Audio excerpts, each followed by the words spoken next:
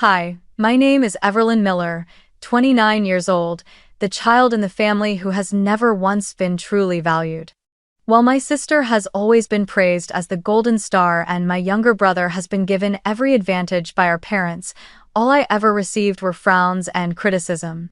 Even on my mother's birthday, when I stood up to present the most meaningful gift of all, covering the cost of the entire lavish dinner, the family still laughed, mocking me for pretending to have money. Have you ever been dismissed and denied your worth by your own family? Share your story with me and let me know where you are watching from before we begin. Thank you so much. The private dining room at Maple and Vine in downtown Chicago glowed beneath a high crystal chandelier, its light reflecting off pure white tablecloths and vases of carefully arranged white roses in the center of each table. The luxurious atmosphere carried the distinct air of American high society, making everyone who stepped inside feel just a little smaller before its refinement. Waiters dressed in black suits moved quietly like shadows, leaving only the sound of wine being poured and the faint aroma of fine roasted meat that had just been served. I sat at the far end of the long table, looking around with a feeling that was both strange and familiar. This was my mother Patricia Miller's 58th birthday, a woman always regarded as the heart of the family, and in many ways, she deserved that role. Tonight, she wore a modest navy blue dress, accented by an old pearl necklace she reserved for only the most special occasions. The golden light illuminated her face, making her smile even more radiant, yet I knew in those eyes the pride was always directed toward my sister Sloane, while indulgence was reserved only for my younger brother Noah. Beside my mother sat my father, Richard Miller, still carrying the stern presence of a businessman long accustomed to power, even though he was now retired. He sat with his back straight, his cold eyes always assessing, comparing each of his children one by one. Across the table was Sloane, my sister, sitting beside her boyfriend Derek. At 32, Sloane was already a successful attorney, walking with the confidence of polished high heels, constantly praised as the golden star of the family. My parents spoke of her as proof of their successful parenting, and she never missed a chance to remind everyone that she was their pride. My younger brother Noah had just completed his MBA. He had yet to achieve anything remarkable, but our parents provided him with everything. To them, Noah was the heir, the final hope of the family line. And then there was me, Everlyn, 29 years old, forever a shadow, the invisible child in this household. I had grown used to silence whenever I entered a room, used to my parents' distracted gazes, and used to hearing their praises always directed at Sloane or Noah. The evening began with extravagant gifts. Sloane carefully pulled out a signature orange box, and when my mother lifted the lid, the table erupted in gasps. A Hermes handbag, the kind of treasure most middle-class women only dared to dream of, now rested in my mother's hands. Her face lit up with emotion, her eyes shimmering as if she had just been handed the whole world. Immediately after, Noah stood, a little awkward but trying to mask it with confidence, and presented my mother with a small velvet box. Inside was a gleaming gold necklace. "I thought you might like this," he said, while my father nodded with pride, not even mentioning that the money had come from the account he and my mother had transferred to Noah just a week earlier. My mother threw her arms around him, tears sliding down her cheeks as she whispered her thanks over and over. I sat in silence. In front of me there was no box, no elaborate wrapping paper, only a half-empty glass of wine. My father frowned, his voice roughened by red wine. "Everlyn, didn't you prepare anything for your mother?" Every gaze at the table turned toward me. I drew in a deep breath, rose to my feet, and spoke in a calm, steady tone. "My gift is this entire evening. I want to cover the whole dinner so that Mom has a truly special memory." The atmosphere froze for a moment. My father's brows knit tighter, his eyes sharp with disbelief as if he could not trust what he had just heard. My mother hesitated, her smile flickering with a mix of joy and worry. "Are you sure? This is a very expensive restaurant," she said softly, as though afraid I might be pushing myself too far. Across the table, Sloane curled her lips into a faint smirk, shooting Derek a glance full of meaning only those certain of victory would dare exchange. Noah leaned back with a crooked grin, his eyes half scornful, half amused, as if waiting for me to humiliate myself. Only the waiter standing nearby nodded politely, his voice warm with respect. "A wonderful gesture, miss." A familiar voice echoed inside me. I knew what would come next. In this family, any effort from me was always treated as a performance, a joke. Yet, despite that, I still wanted to see my mother smile at least once in my life because the gift came from me, not from Sloane or Noah. I raised my glass, joined the chorus of congratulatory laughter, and looked at the flickering candle atop the birthday cake set in the center of the table. But in that moment, I caught Sloane's eyes. She looked at me with a tilted smile, the corner of her mouth curved with contempt. Then, in a steady voice that only I seemed to hear as anything more than casual, she said, "Stop pretending you have money, Everlyn."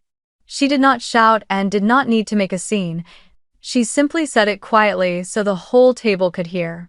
The weight of that sentence struck me like an invisible slap.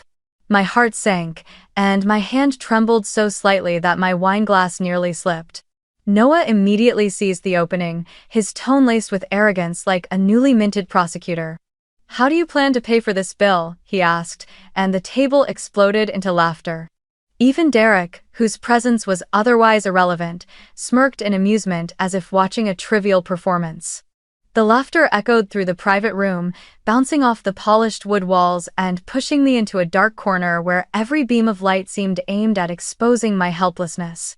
My father, the man I had secretly hoped would at least stop this humiliation, merely shook his head, took a sip of his wine, and said flatly, "Everlyn, don't put on a show.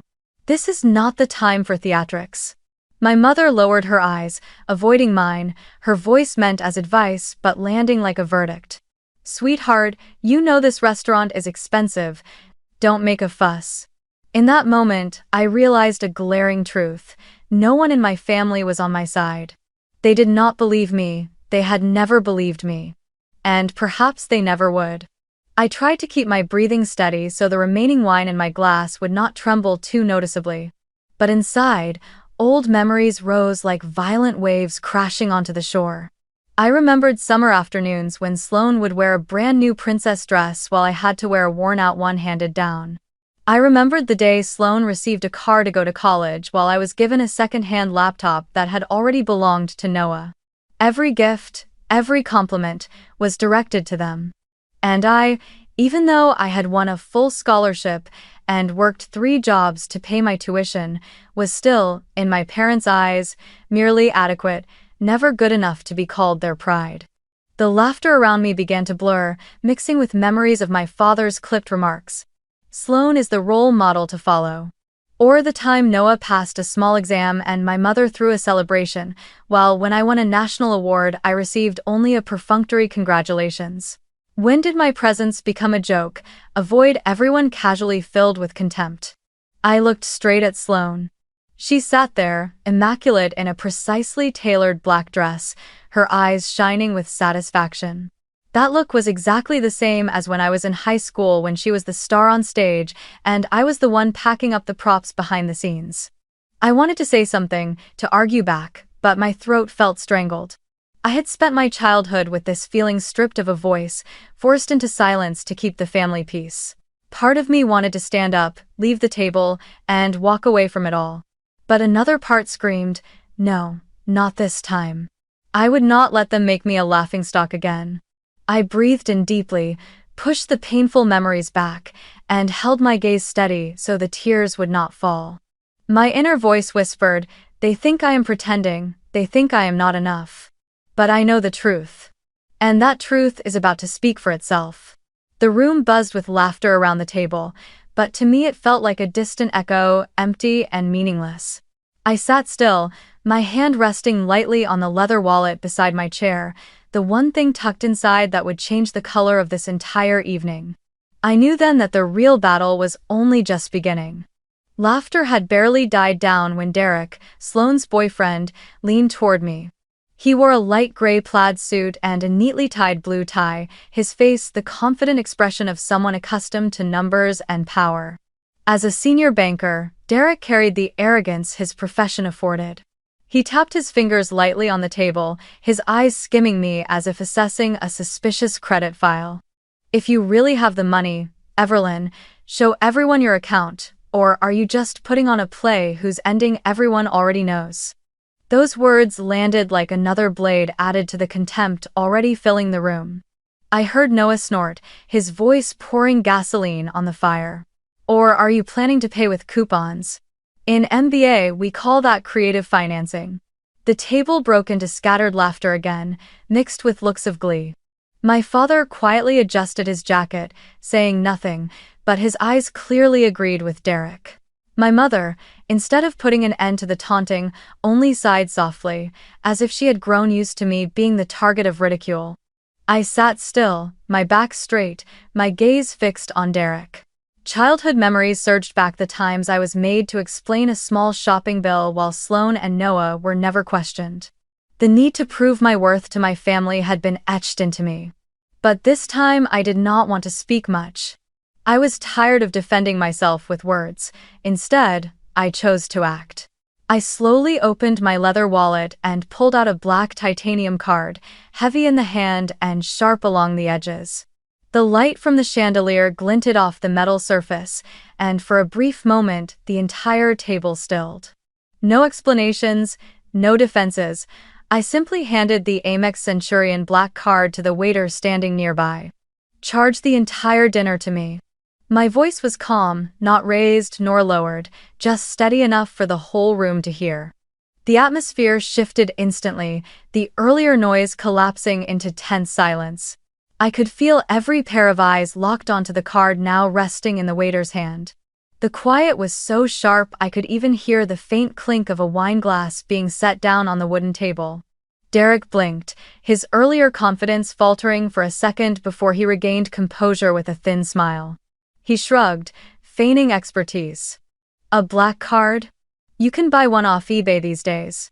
A few $1,000s and you've got yourself a replica to show off. That.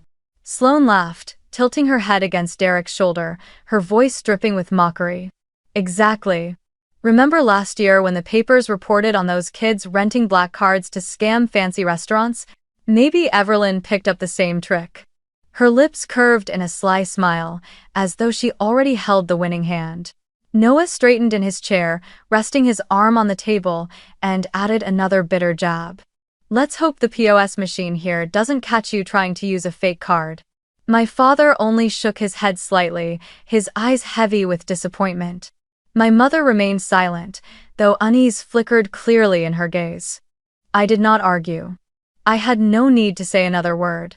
I glanced at the waiter, who hesitated briefly with the card in his hand before nodding and quickly leaving the room. In that instant, every eye turned toward me, as though this were a secret courtroom awaiting its verdict. I could hear my heartbeat, steady yet weighted, pulsing against the tense silence that now filled the lavish room. Inside, I knew this was no longer about paying for a meal. This was a test, an opportunity to prove that I was no longer the invisible Evelyn of the past.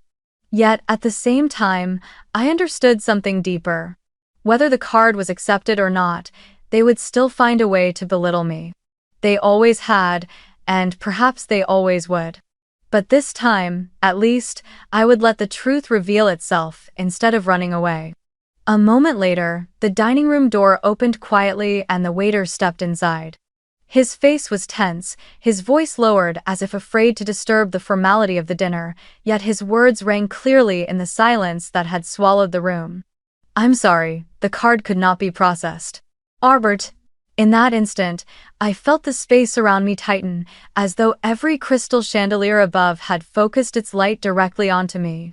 Time seemed to pause for several seconds before explosive laughter erupted across the room.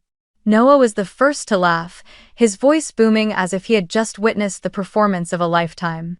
Sloane nearly clapped her hands in delight, her eyes gleaming, her wide grin stretching until her cheeks flushed red. Fake black card, she practically shouted, her voice cutting above every other sound. This is the real Evelyn, always just a pretender. Derek laughed too, a quiet but scornful chuckle, then leaned towards Sloane and murmured, Told you, the card's definitely a knockoff. You can tell at a glance. Sloane nodded in agreement, her eyes on me as if I had just slipped the noose around my own neck. Beside her, Noah clicked his tongue and deliberately raised his voice so the entire table could hear. Pathetic. If you don't have it, fine. But to pretend and show off? That's embarrassing. My father leaned back in his chair and sighed heavily, one hand pressed to his forehead as if bearing my shame for me. My mother flushed, awkwardly looking around to avoid anyone's eyes, her hands clenched together on her lap. She seemed as if she wanted to disappear right then, to avoid facing the scene of her daughter being exposed before the whole family. In those moments, I heard the harsh laughter echoing in my head, mingling with the pounding of my heart. I remembered the countless times in the past I had been labeled the same way, a pretender, a failure, not good enough. I remembered in high school when I received a statewide commendation and my father said, "Good, but Sloane earned this too." I remembered being accepted to university on a full scholarship and my mother replying, "Not like Noah, he gets everything taken care of by his parents." Those memories surged back like waves, crashing over me and drowning me in a sea of mockery. I sat motionless, my hand still on the table, curled into a fist to stop my body from trembling. Part of me wanted to stand up and shout at them to admit how wrong they were, but another part urged calm. I had grown accustomed to being belittled. Their contempt was no longer new. It was a worn copy of countless moments before. Only this time, I had prepared for this moment. I did not need to argue or defend myself.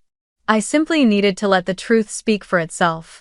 I glanced at the waiter, still standing awkwardly with the card in his hand, and gave him a slight nod, as if to assure him that everything was fine. I knew what was coming. For them, this dinner was just another chance to turn me into a joke. But for me, this was the moment I had been waiting for all these years, the moment when the shell of the invisible child would finally crack and fall away. I took a sip of wine, letting the laughter echo around me, and whispered to myself, "Go ahead and laugh. In just a few minutes, everything will change." The mocking voices still hung in the air like an irritating echo when the dining room door swung open. A middle-aged man in a gray suit hurried in, his face flushed, his breathing heavy as if he had run a long way. The entire room froze, every gaze shifting toward him. I recognized him immediately. Jameson Clark, a senior manager at Maple and Vine, a man who almost never appeared unless something serious had happened. He stopped beside the table, bent slightly at the waist, and spoke with urgency and clarity. "Miss Miller, my deepest apologies.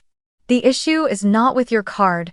It's because our restaurant still owes your company $550,000 from last month's catering contract." The sound in the room dropped into a void. The laughter was cut off so abruptly it left behind a suffocating silence. I heard someone gasp sharply, and when I turned, I saw the wineglass slip from Sloane's hand, crashing onto the carpet with a piercing shatter, exploding into thousands of crimson shards. She was frozen, eyes wide, lips trembling but unable to form a single word. My father's brows drew tight, his usually cold expression breaking into momentary confusion. My mother raised a hand to her mouth, her eyes darting as if searching for an escape from the stifling quiet. Derek blinked rapidly, his once confident face now clouded with bewilderment.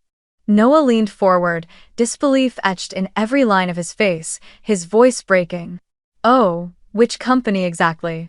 Jameson continued, his tone steady but edged with urgency, as though he was desperate to resolve the misunderstanding at once. Maple and Vine signed 3 major contracts with Miller Luxury Events to host our events, 2 charity galas and a VIP wedding.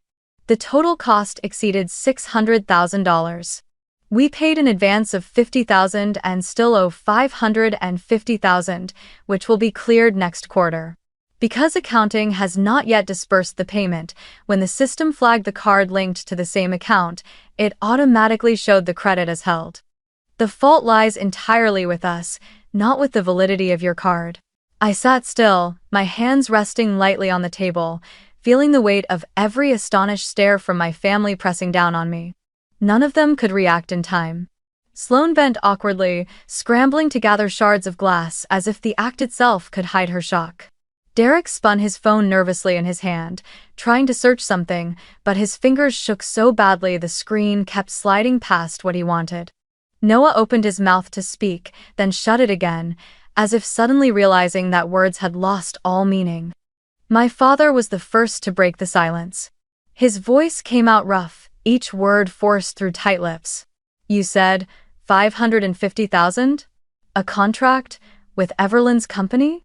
He pressed down on the words, Everlynn's company, as though trying to confirm an impossible reality.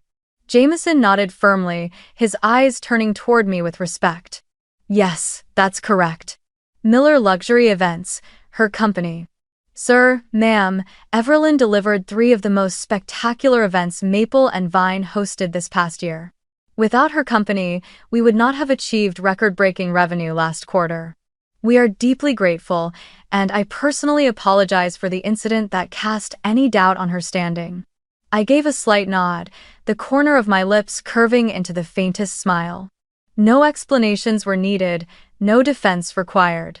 The truth had revealed itself, spoken through the voice of someone completely outside of the family. All the laughter, all the mockery from just minutes ago had flipped into a cruel joke against them. I could see the change in their eyes, contempt melting into confusion, and then flickering with a shame they would never admit. My mother placed a trembling hand on her chest, her voice unsteady. "Everlyn, that company is really yours?" I didn't answer right away. I let the silence hang, stretching their discomfort. Silence, I realized, sometimes carried more weight than words ever could.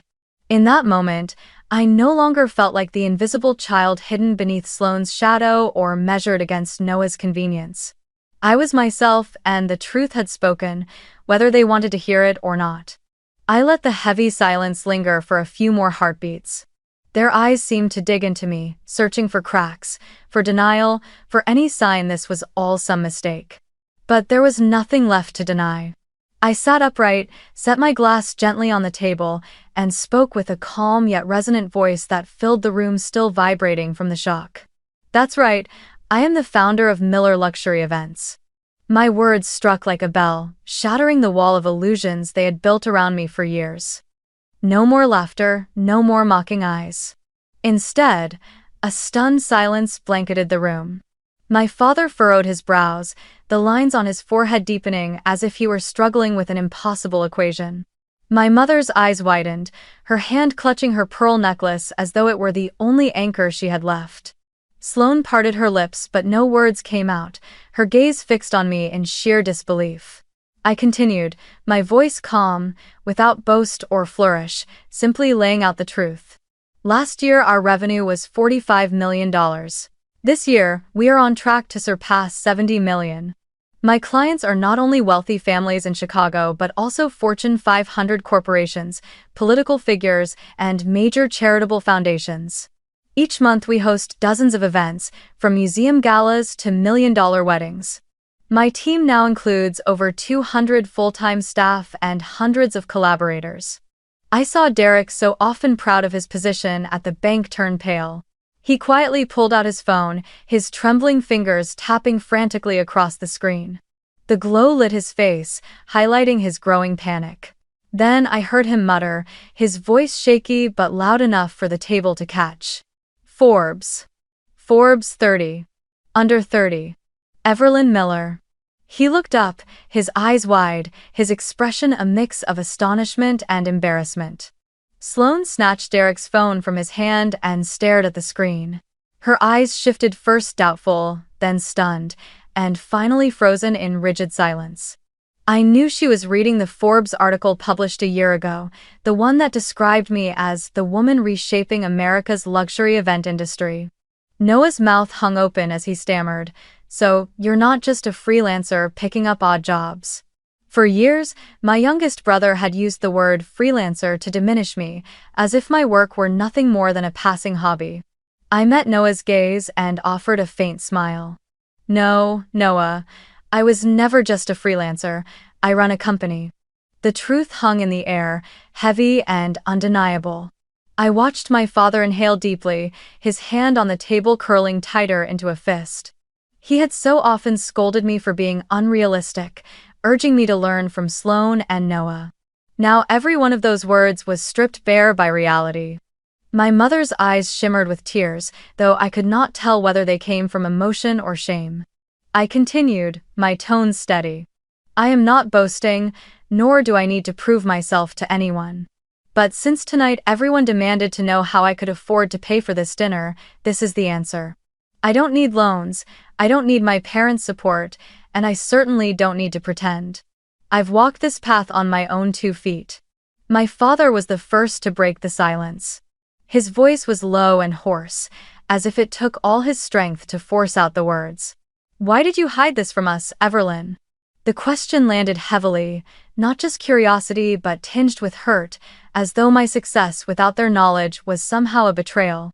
I looked up at him, his eyes swirling with confusion, anger, and a hint of wounded pride. But deep down, the question didn't surprise me. It only unearthed memories I had long buried. I saw myself back at 18, the day Sloane received her college acceptance letter. My parents had gifted her a brand new car, a silver BMW gleaming under the summer Sunday. They handed her the keys with cheers and proud smiles, while I stood quietly in the corner, clutching my worn-out notebook. A month later, when it was my turn to head to college, my reward was a used laptop, its casing scratched, several keys already faded. I smiled and said thank you, but inside I knew the truth. The comparisons had never been fair. Then came Noah's turn.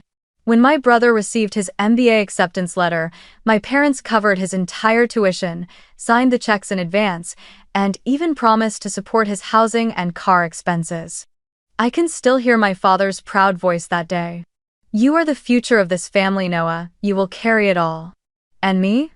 I scraped together every cent of my tuition through scholarships and late-night shifts at the library. There were nights I fell asleep on the desk, teeth clenched, forcing myself to endure just so I wouldn't have to hear that familiar line again. If you were as good as Sloane, you wouldn't have to struggle like this. I turned back to my father, my voice calm but cutting. I hid it, because I knew that no matter what I achieved, in your eyes it would always be thanks to Sloane, thanks to you. Never because of me. I paused, letting the words sink in, then continued. I wanted to prove it on my own, without hearing anyone deny my effort again. I saw my mother flinch, her hand trembling against her pearl necklace. Sloane bit her lip, her eyes blinking rapidly as if refusing to face the truth. Noah stammered, starting to speak but closing his mouth quickly, his gaze dropping to the table. Derek looked at me, his eyes, for the first time, absent of mockery, replaced instead with something resembling respect. In my mind, it played like a film rewinding. Family dinners where I sat in silence while my parents showered Sloane with endless praise, lavish vacations where Noah always had a place, while I stayed behind to work extra shifts. The times I wanted to share small victories, only to hear the same reply, good, but not as good as your sister. Those wounds never healed with time. They simply lay dormant, waiting for the moment to burst open. And today, in this very room, under the stunned eyes of everyone present, I finally let them be spoken. I don't need recognition to boast, I said, my voice low but firm. I need it for myself. Because for all these years, I have been treated like a shadow. If I succeeded, it was credited to someone else. If I failed, it was called my true nature. So I chose silence. I chose to let my work and my results speak for me. Right. I sat still, took a deep breath, and began to speak, my tone as calm as if I were reading a report, though each word landed on the dinner table with the weight of stone. Last year, my company organized the fundraising gala for the Art Institute of Chicago. We built an entire indoor garden inside a glass conservatory, with lighting designed so that every frame looked like an impressionist painting. In one night, the donations surpassed $12 million, and the entire board of directors sent me personal letters of thanks. I saw my father blink, the lines around his eyes deepening, but he said nothing. I went on, my gaze fixed on Sloane. It was also my team and I who designed $1 million wedding in Miami, where the bride descended a staircase draped in white orchids, and the groom was one of the top hedge fund directors. That event was featured in both Vogue and Harper's Bazaar. What you once called a delusion has been documented across dozens of major publications. I paused, sipped my wine, and let the words settle into the silence. My mother covered her mouth, her eyes shimmering, torn between pride and shame. Derek stared down at the table, his tongue tied, no trace of mockery left. Noah sat stiffly, gripping his glass so tightly that his knuckles turned white. And Sloane, the sister who had never once looked at me as an equal, was now frozen in place. She whispered, her voice so faint it barely carried across the table. "I was wrong. All my life I thought you were just chasing illusions." I turned to meet her eyes, no longer with anger, only with calm. "What you call an illusion," I replied, "is my real life." The room fell silent, as if the very air was holding its breath. My father tapped his fingers lightly against the table, and for the first time his gaze lingered on me, not to judge, but to truly look. In that look, I saw a strange mixture: surprise, something close to pride, and, beneath it all, a heavy layer of guilt. He gave a small, wordless nod. My mother exhaled softly, her eyes brimming, as if she wanted to speak but couldn't bring herself to do it. I sat there, keeping my distance. I didn't reach for their pride, nor did I offer forgiveness. Deep down, I knew favoritism would not vanish overnight. Sloane would still be the golden star in their eyes. Noah would still be the indulged youngest son. And me, even after proving I was strong enough to build an empire on my own in this family, I would still be the one forced to carve out my own place. But the difference was this: I no longer needed their validation. I looked around the table and saw faces transforming from contempt to astonishment, from confusion to shame. They were looking at me in an entirely new way, and I knew then the power had shifted. Not because I had taken their seat, but because I had stepped out of the small circle they once tried to confine me to. Inside me, a steady voice rose. "This is the moment I've been waiting for, not to take revenge, but to remind myself that I am strong enough to stand on my own, whether they believe it or not." I lifted my head, held onto a faint smile, and stayed silent, letting the truth continue to echo in their minds. When the tension in the room finally eased, loosened by the weight of those last words, I set my glass down and looked around. Every eye was still on me, but this time no longer with contempt. There was confusion, respect, and even a trace of regret. I took a deep breath, then smiled, my voice calm but carrying clearly across the room. "Since today is Mom's birthday, I want to share one more thing. I've already planned your 40th wedding anniversary. It will be more spectacular than any event I've ever organized. I want you both to have a day truly worthy of you." The room paused for a heartbeat before breaking into gasps of surprise. My mother raised her hand to her mouth, her eyes shimmering with tears. My father straightened in his chair, his gaze trembling, and for the first time I saw him unable to mask his emotions. Noah looked up at me, his face a mixture of astonishment and unease, while Sloane sat in silence, her eyes darkened, unable to conceal the shake in her composure. "Everlyn," my mother whispered, her voice trembling as if carried on a breath, "you truly thought about this?" I nodded calmly.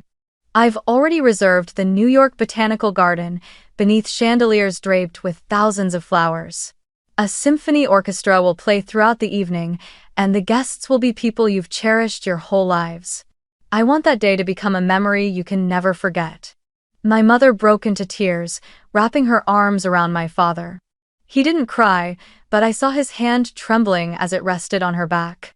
It was one of those rare moments when he let his vulnerability show. Derek exhaled softly, muttering under his breath, "Unbelievable." And Noah spoke slowly, his voice cracking. "You did all of that." But inside me, the quiet was of a different kind. I knew very well that no matter how magnificent a celebration I created for my parents, they would still praise Sloane more, still look at Noah with indulgent eyes. Favoritism doesn't disappear in a single dramatic moment. It seeps into every thought, every habit, every word they speak. I had no illusions that I had changed everything. I lifted my glass with a smile, joining the others. For Mom, for Dad, and for 40 years together. Around the table, every hand raised a glass. The delicate chime of crystal rang out, mingling with the shimmer of wine beneath the golden lights. In that moment, we looked like a united family, a perfect picture. But only I knew that behind the curtain, cracks still remained, ones that could never truly be erased. I sat there, sipping quietly, watching the candlelight reflected in my mother's eyes. She was moved, my father silent but deep in thought. Noah tried to appear closer, more attentive, while Sloane forced a faint smile, her shame hidden under a mask of pride. I smiled back at them all, but inside, I whispered to myself, I've done what I needed to do. I've given, I've stood tall, and I've understood one truth: I don't need to wait for them to change to be free. The toasts echoed again, glasses clinking once more. The dinner ended with smiles, but beneath those smiles I still heard it, the faint, quiet sound of cracks that would never fully heal.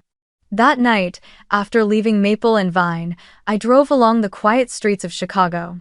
The pale yellow glow of the streetlights spilled across the windshield, reflecting my face half composed, half weary. I didn't head straight back to my apartment but let the car drift along its familiar path.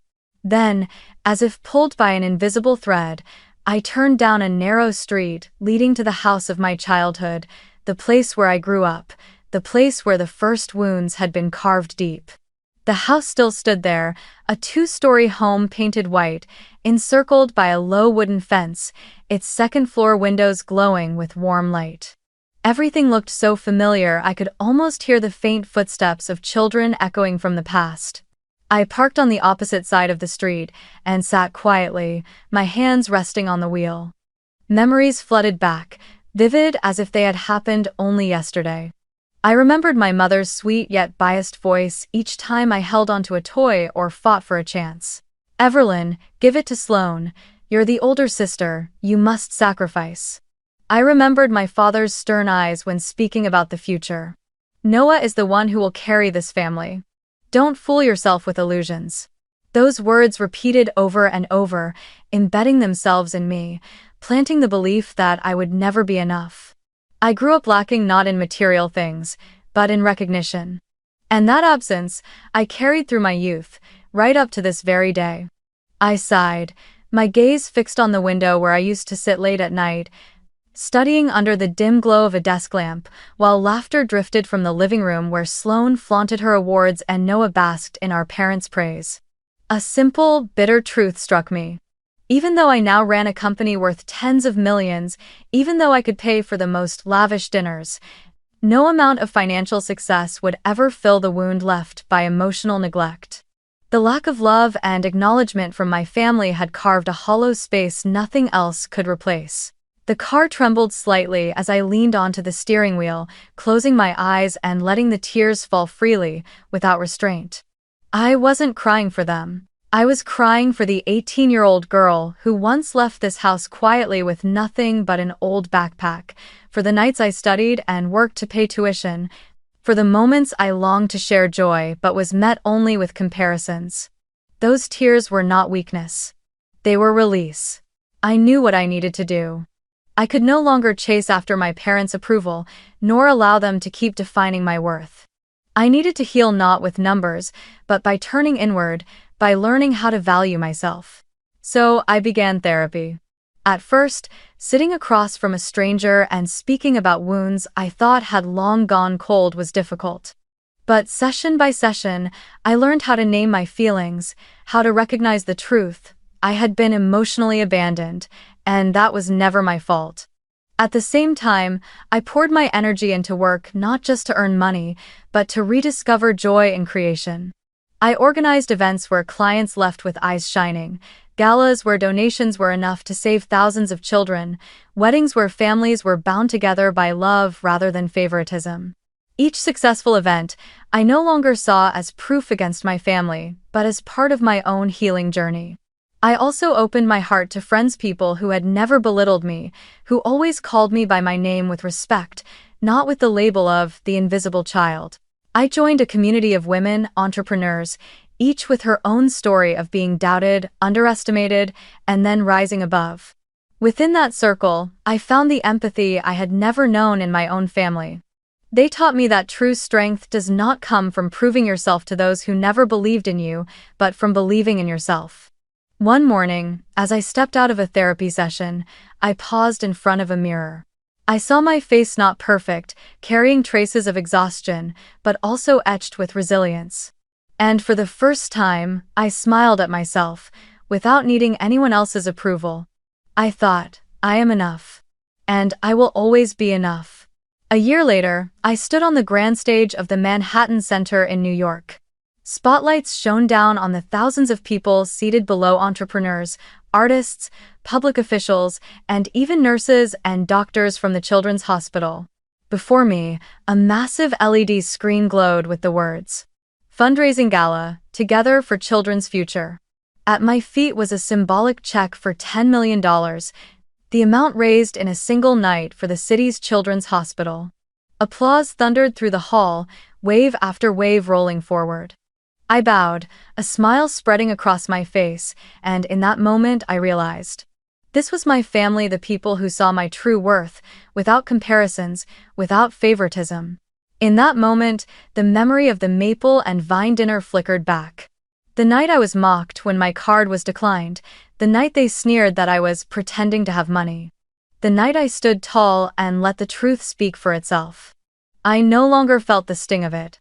I only felt gratitude, because that was the moment that marked the beginning of my journey to choose myself. I held the microphone, my voice ringing clear. I once thought victory meant making those who doubted me regret it. But now I understand, true victory is when I no longer need their recognition. I stopped waiting.